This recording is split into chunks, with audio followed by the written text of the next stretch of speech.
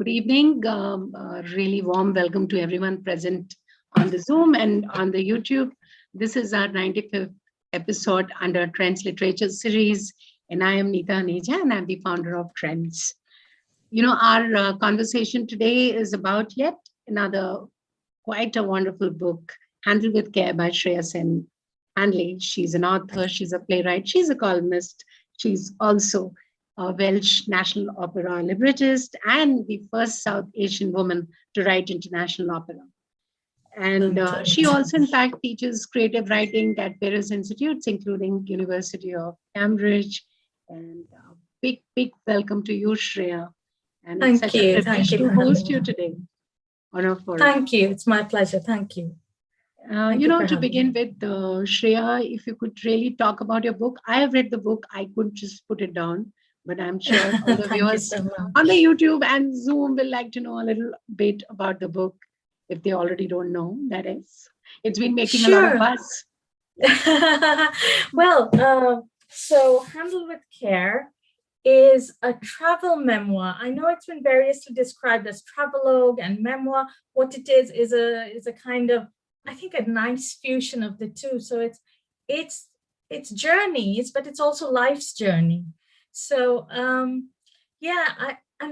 after 2 years of the pandemic, it just feels like the right time for this book to be out because it's full of sunshine, I'd like to think. And I think we could all do with a bit of sunshine and fresh air and limitless horizons, which is, I think, what the book is about. It's about just getting out there and enjoying life. And, you know, it's not just about the good things. There is a downside. Lots of misfortunes and misadventures happen, but that we all have that resilience to bounce back from them and forge on and to carry on with humor and happiness. And I think that's what I've tried to capture. I've tried to capture, as one reviewer put it, the simple pleasures of life. And as Lee Durrell, the widow of Gerald Durrell, said, it's a book about love. So yes, it's a book about travel. It's a book about my life. It's a book about lots of people and lots of animals, but it is a book about love of all sorts, for people, for nature, for countries, for food. So that's how I see it. It goes all over the world, but then it's about home. It's about making every place your home in different ways and in finding yourself everywhere. And when you find yourself in different countries, you find that bit of it, that's your home. That's when you find home. But I think home is also your family. So if you go with your family, wherever you go is, again, your home. So I think that's what it is. It's about finding that joy in little things.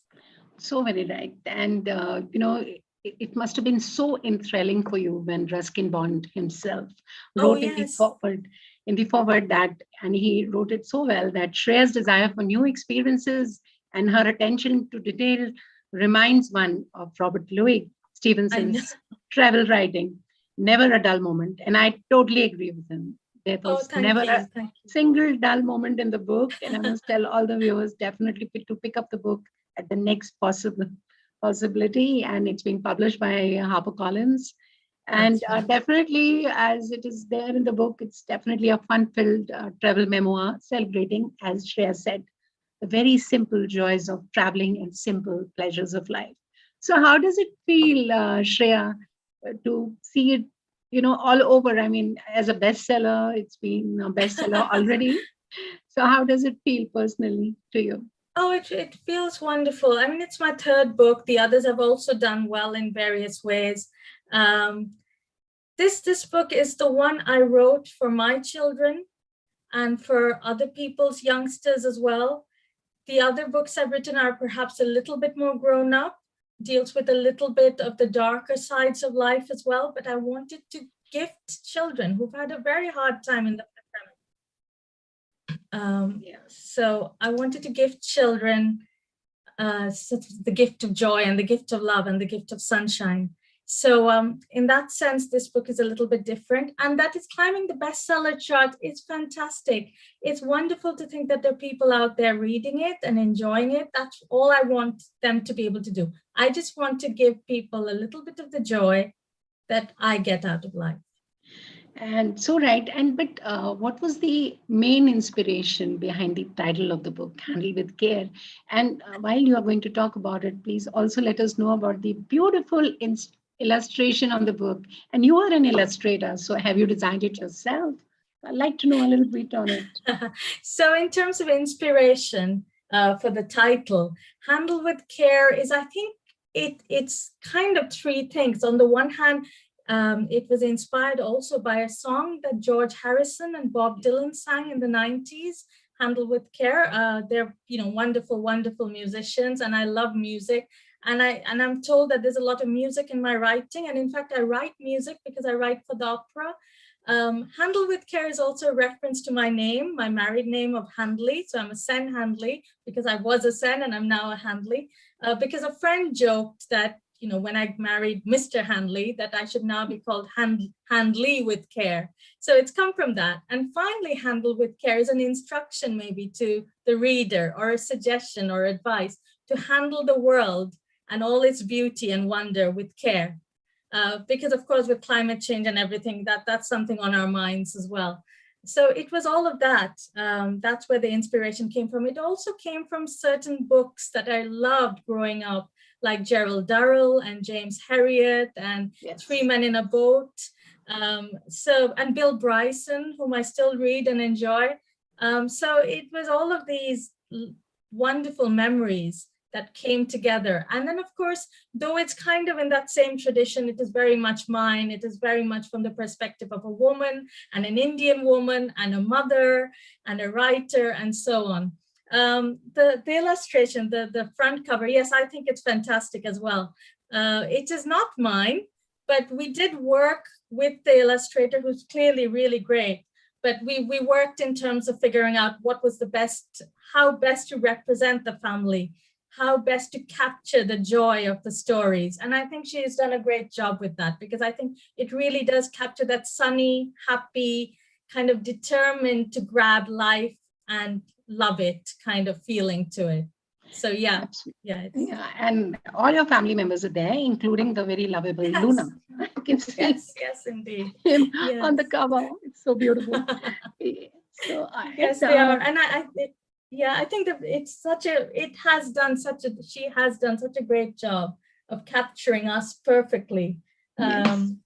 The very vibe of the book, and the very, the way it's been written, it's all there. I mean, you look at the cover and you know what it will be about. So maybe a short passage from the book you'd like to read, one of your favorite passages? Oh, goodness, you've not told me. Right, okay. Maybe very few lines, just your writing style has really impressed me so much. Oh, thank you. Okay, just give me a minute to... Sure, don't worry. And everyone who's joining late, I must say that we're discussing a wonderful travelogue of a book. I won't say totally a travelogue. It's about beautiful travel stories, and Shreya has written them with so much of heart and soul. You must go through them. I really totally recommend. And she's going to read something for us. Bear with me. Okay. I'm sure all the passages are favorite of her. It's also that I hadn't actually prepared.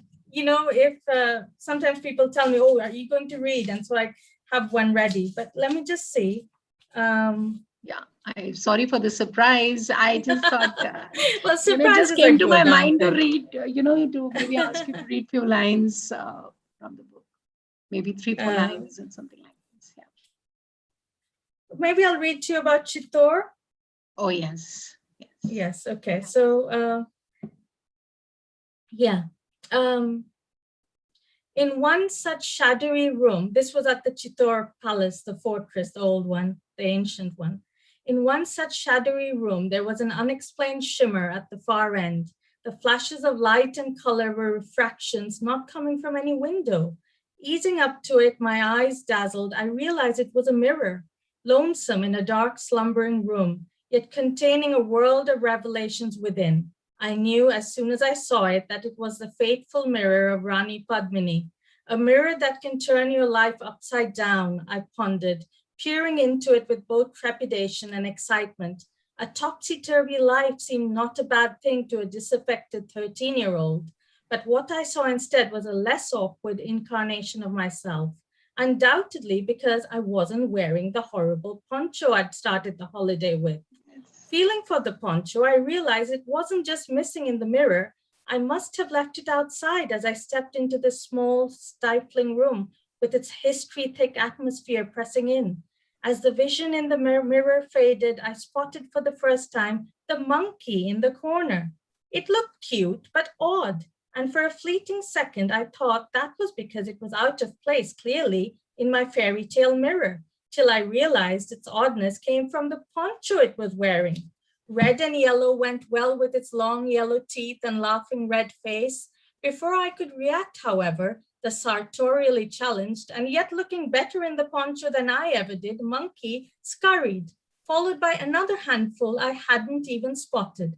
Flying out of the room as if on wings like the monkeys from Oz, the first monkey was a red and yellow blur moving swiftly from temple top to palace roof as I ran behind, miles behind, trying to get my poncho back.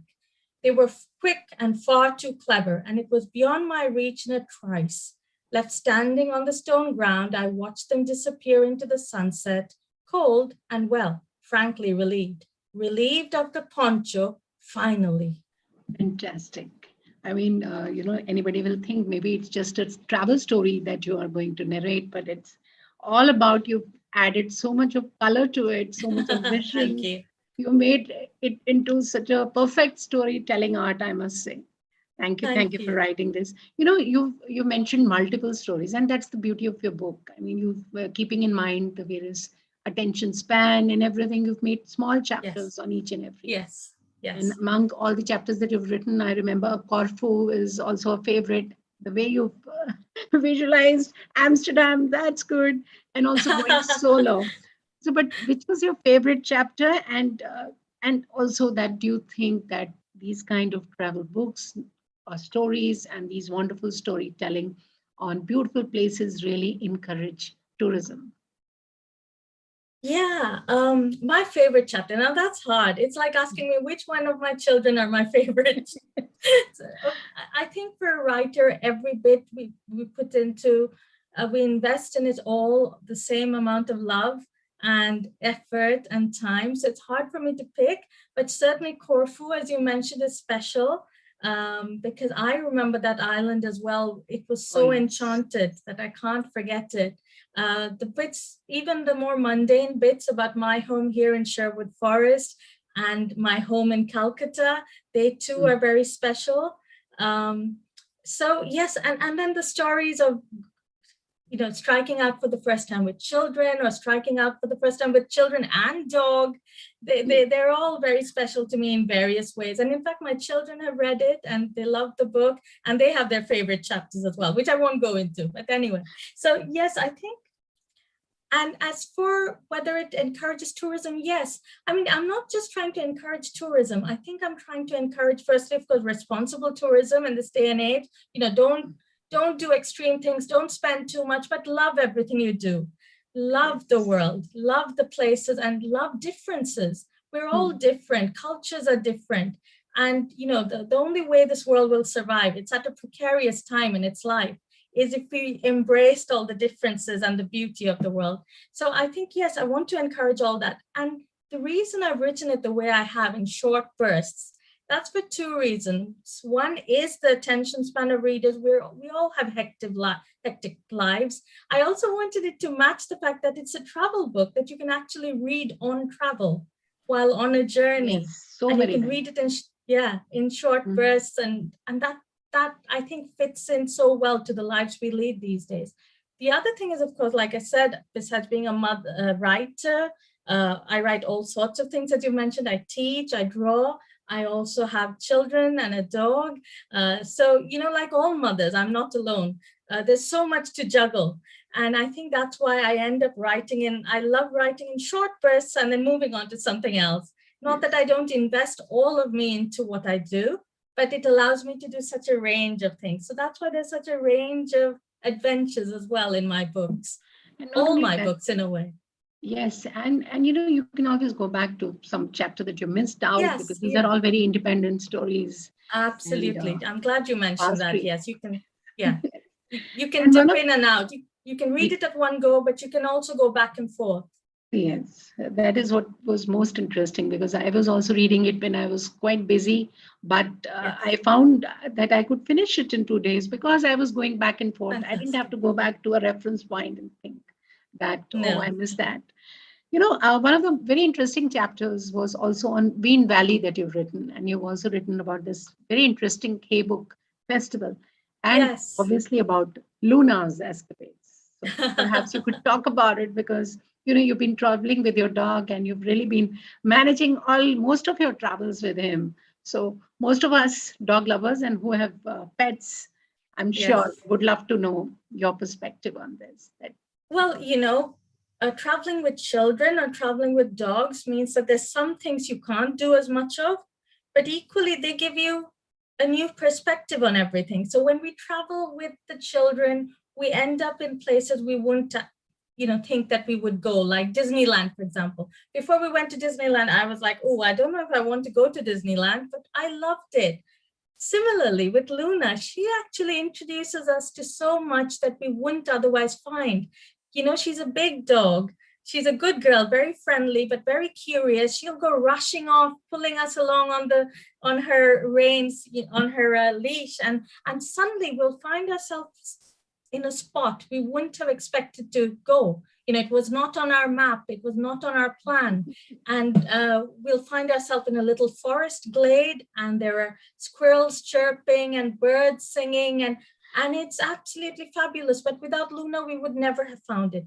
I think what we do more with Luna now is we do a lot of outdoorsy stuff, which we would have perhaps done less of without a dog, because of course you can't take dogs into museums, you can't take dogs into restaurants. So those are things that we have to be very, very balanced about. Yes, on holiday we won't be able to do this, but we'll able to do all these wonderful adventurous outdoorsy things instead. So I think traveling with dogs, for all of us who love pets, is kind of a mixture of two things. So when we went to the Wye Valley and the Hay on Wye Festival, we had to decide that one of us, one of the adults, will have to move around with the dog, and the other one will attend the festival. Then we'll switch roles, and the other one will go into the festival, and the other one will wander around with the dog. So it sounds hectic, but it actually turns out to be a lot of fun. We all get to do little bits of everything, and Luna has fun as well.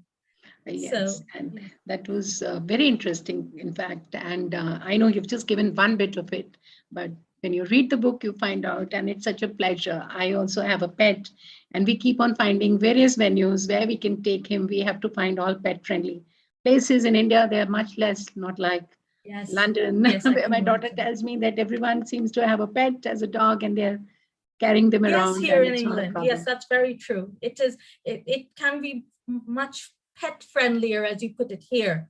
So maybe holidays are slightly easier in that sense, but we still can't go into lots of places. Certainly couldn't go into the Hay on Wye Festival, but yes, it's a fun chapter. It's about also life on the farm, because that's where we chose to stay while going to the Hay Festival. So very nice. I also like to invite Dia right now. She has some few questions with us. She's in fact the co-founder of Trends Literature Series. Yes, Dia, your questions. Hello, ma'am. First of all, you're so inspiring, and I have just started reading your book, and I find it so interesting. I myself love traveling, and because of my age, I can't really do it as much as I would like to. So I can live through your book. That's fantastic. Yeah. Yes, ma'am. I'll just get straight into the questions. Sure. Ma'am, writing an opera is not easy, of course. And you are the first South Asian woman to write international opera. Premiere of Migrations, the 200 performers opera that you have co-written for the Welsh National Opera, is not far away now. How do you feel on this unusual achievement, and how did it come about? Oh gosh, now that's a long story, but I'd never written opera or considered writing opera before their offer came to me. Unusually, I'd just come back from Calcutta that time. I'd been attending a literary festival, and in an email address that I never almost use, I found an offer to co-write this wonderful opera, this production. I thought at first it was a hoax because, I'd never written anything like that before. But I did, I'm a journalist by training. I did my checking out and it all checked out. It was all credible. It was not a hoax. The person who'd written to me was a genuine knight, not only of England, but not only of the UK, but of Poland and France. And it's been amazing learning to write this new craft, with him and with the others on the program, those of us who've written it together. It's been a challenge, but a delight as well, a total joy, because what's happened is that though I'm learning new things, I've never written I'd written poetry as a youngster, but I'd never actually written poetry as a grown-up. I was a journalist. I wrote prose, I wrote memoir, I wrote short stories. But I found that I already had it in me, some of the rhythm that it required and the color, because I think I write with color and people like that. So I brought that color to my operatic writing as well.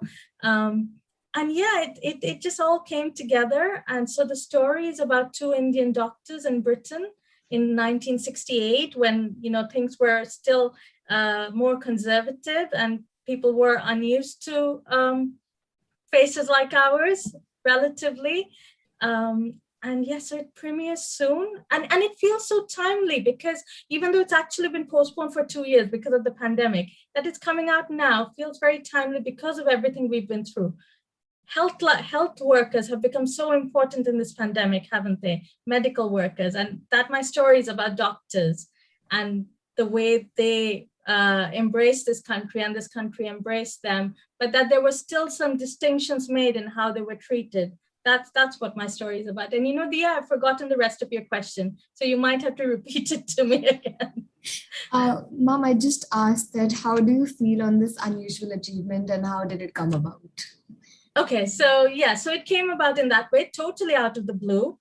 They'd written to me, they said they'd read my writing and they loved it and they gave me the chance to do this amazing new thing. I found that this amazing new thing was not so new because I'd grown up with musical theater of sorts in India, including Bollywood, and also that my own writing had color and rhythm, as I discovered, enough to write a musical theatrical play, as it basically is. That's what opera is. And this achievement, well, it's amazing that there haven't been others before me. When the news broke that I might be the first, it really felt, I was quite gobsmacked by it. I was, at a loss for words. How is that even possible? But of course it is, because opera has been a very exclusive Western tradition. And so though there have been some Asian writers, it does seem that there hasn't been before me a South Asian woman. So it feels great. It feels a bit unreal to be the first at anything, if in fact that is the case.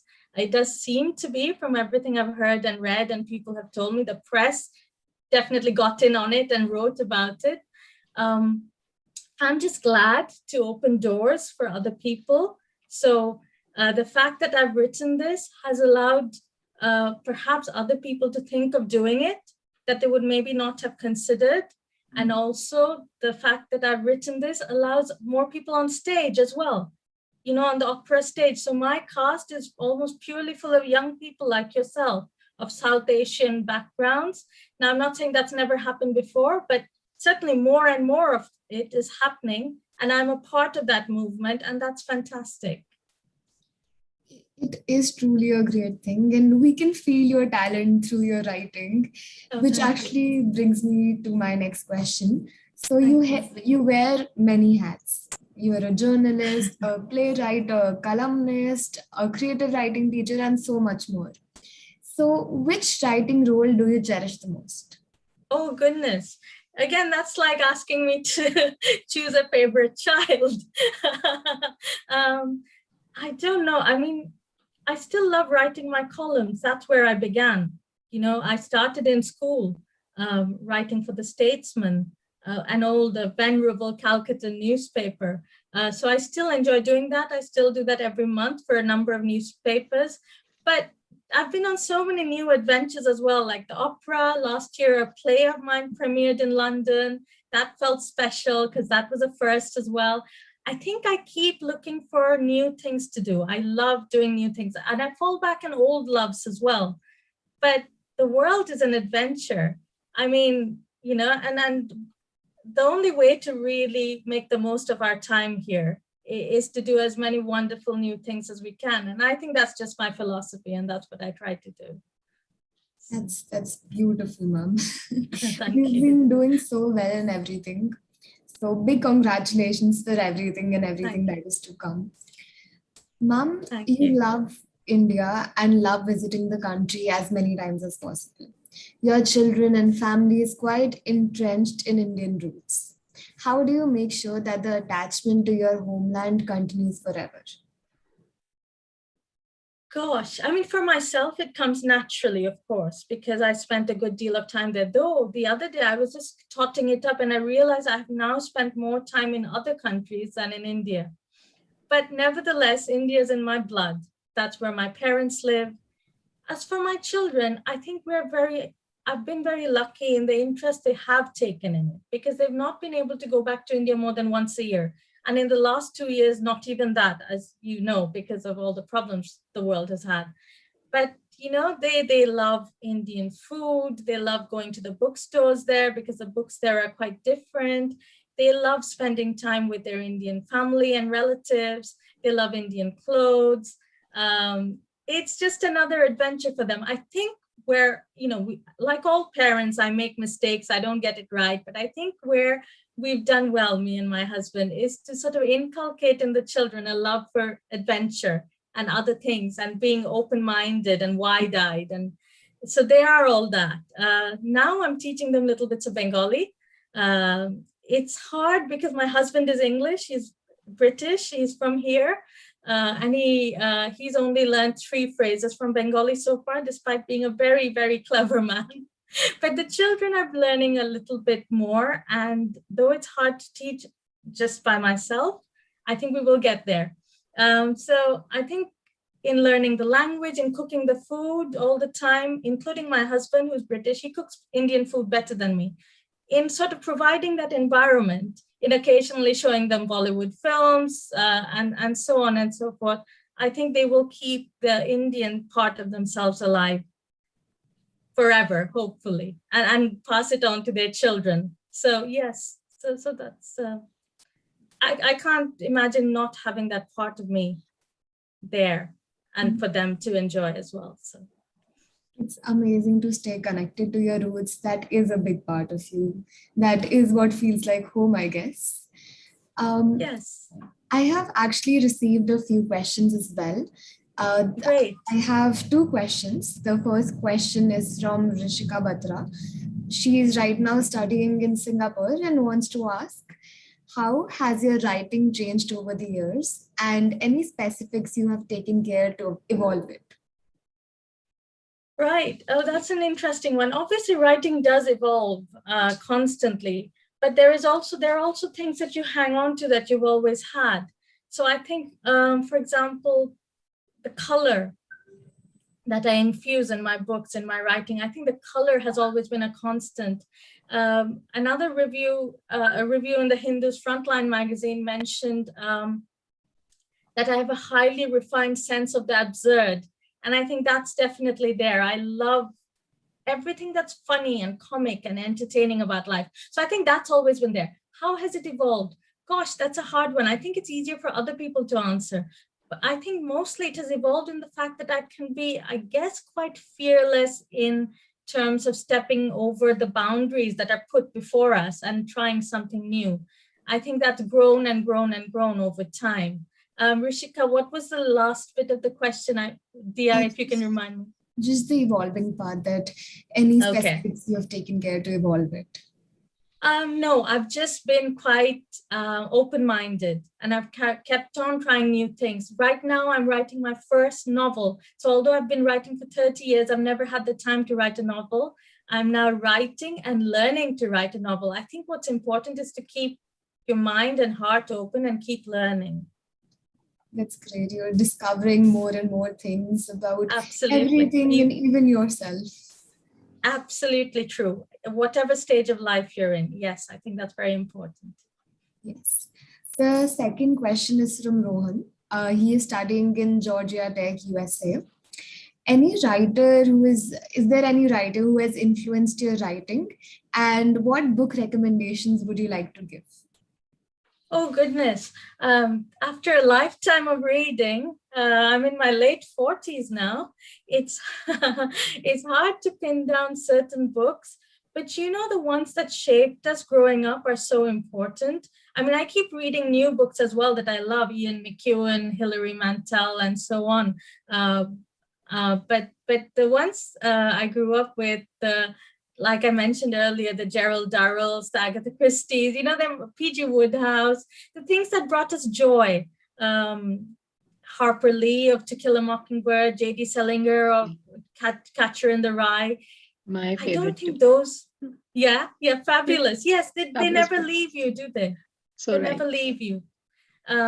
So yes, I think those are the books that have shaped me. Those and many more. I'm sorry, I can't. There's so many, I can't remember them. Yes. What would I recommend? Gosh, again, quite hard. I have read so many wonderful books over time. I'm trying to think of the last one that really grabbed me. I mean, I've really got into Hilary Mantel's historical series, Wolf Hall, and the two other parts of the trilogy. So I would definitely recommend that, which probably brought me to the project I'm working on now, a historical novel of sorts. So yes, you know, just keep trying to read new books you wouldn't necessarily have picked up. But once you do and you see how brilliant it is, it leads to so many more new projects and ideas and thoughts. Great. I'm sure Rohan's question has been answered. No, I think one very important question that he asked, I think, was that any writer who's influenced your writing? Loads. You know, my last book was a collection of short stories, and I call it a modern Tales of the Unexpected, because it was in so many ways kind of shaped by my reading of Roald Dahl's Tales of the Unexpected when I was much younger. So it's not like I went back to it, but it did shape me, including short stories that are ghost stories like those by M.R. James and Edgar Allan Poe. So my last book was very much about that, shaped by them. My new book is shaped by other writers. Like I said, it's again, Jerome K. Jerome and Bill Bryson and James Herriot and so on, Ruskin Bond himself. So it's just so many different writers have influenced me at different times. Whenever anyone asks me about a writer that's influenced me, it really throws me, because I think there must be 100, 200, so many of them who've given me different things at different times, joy and lessons learned and just eye-opening moments. So yes, just go out there and read as much as you can, I think, is my advice to anybody. Absolutely. And this advice coming from you is definitely worth following. Thank you. You've been teaching creative writing for so long, and especially University of Cambridge. There's one more question from Major Neha Patel. She says that it's lovely that you shared your travel experiences through the book, but which is your favorite destination? Oh, my favorite destination. That's hard. Just in terms of how it warms the heart, I love going back to India, of course. I love exploring Britain as well, because I'm so steeped in its literature. You know, I think I was always a little bit British as well because of the literature that I grew up with. So I think it's between these two countries, but then also Corfu. I only went there once, many years ago now, but I so loved it. It was the most beautiful place I'd ever been to. I've never seen the juxtaposition of sea and mountain and sky and all of it so vividly blue and green like I saw in Corfu. And though I didn't stay there long, I think it will always stay with me. If I can take my children back, I would. If I could take you all with me, I would, because this is one place I think everyone should see. It was gorgeous. So yes, one of my favorite destinations. Yes, surely. You've written the chapter very well. I mean, Thank you. Beautiful, so colorful. And and even Alka wants to know that maybe how many hours did you really spend on writing this book? Maybe a day? Oh. And which was the hardest chapter that you... Oh, goodness. That's a difficult one to answer. because I don't think I keep track of how many hours. So basically, I write when my children are in school. I try not to write when they're home or when they're home for the holidays or for the weekends, although sometimes work can spill over. You can't help that. But yes, so I have a fixed time, a few hours in the day when I write. But as you know, I also teach, I also do other things, and I have to prep for that and I have to make time for that. So I couldn't tell you how many hours, but I wrote it in 2 years. So it was about 2 years that it took to write this book, and which was the hardest chapter to write. I think sometimes the chapters where you're kind of digging into your innermost thoughts and into your soul and sort of expressing things that are hard to express are always hard chapters to write. So the chapter on Sheffield, where I talk about my former husband, my previous marriage, was a hard chapter to write in that sense. The chapter on Nepal, when I decided to leave India and to come here and to start a new life, despite the fact that I had a brilliant job back in India, but it felt like something was missing. So I think that's also a hard chapter to write, because you're kind of trying to figure out what you did and why you did it. Because I'm a bit like that. I just suddenly decide on things and I do it. So, which, for the younger people amongst you, always remember to balance with a bit of caution and wisdom. But I was young too once, and I used to do things quite impetuously. So yes, that's my answer. Those are the hardest to write in a way, because you're digging into yourself, into your psyche. Absolutely right. And anything that we missed out from the book that you'd like to talk about? Perhaps since we're at the end of the conversation, I'd like to hear maybe something that you thought you would like to talk about the book and we have missed out. No, I think, just go and read the book and let me know if you've enjoyed it. I can talk endlessly about it, but it's really about what you thought of it, how you felt about it. Because basically what I try to do with all my work is to make it relatable. I don't want to be the kind of writer that makes life difficult for a reader. I want to be the kind of writer that eases the reader into the world and helps them with coping with the world. I really want to be the kind of writer where you read something and you think, I get that, I can understand that.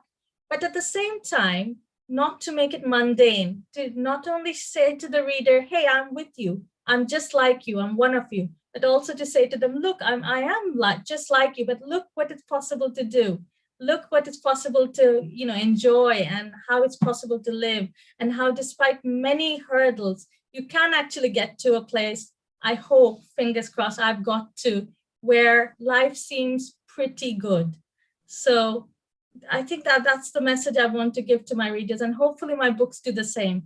And if you would, I'd love for you to read it, and I'd love for you to get back to me and let me know what you think of it. Definitely. I think one should definitely write the reviews, after you read the book. Yes. This is, I think, the best communication to the authors, and I'm sure you'll read each and every one of them. That will be motivating for everybody.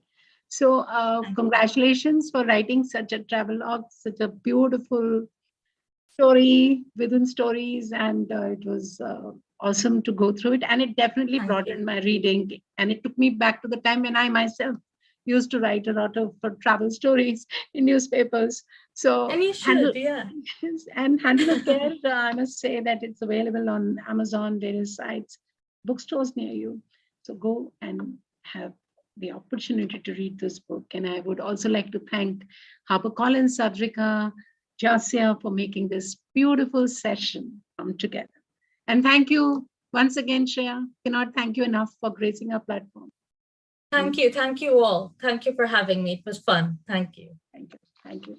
And request everyone to please subscribe to our channel, Trends Literature Series, and you will get the notifications on all the beautiful authors like Shreya who keep on coming and gracing our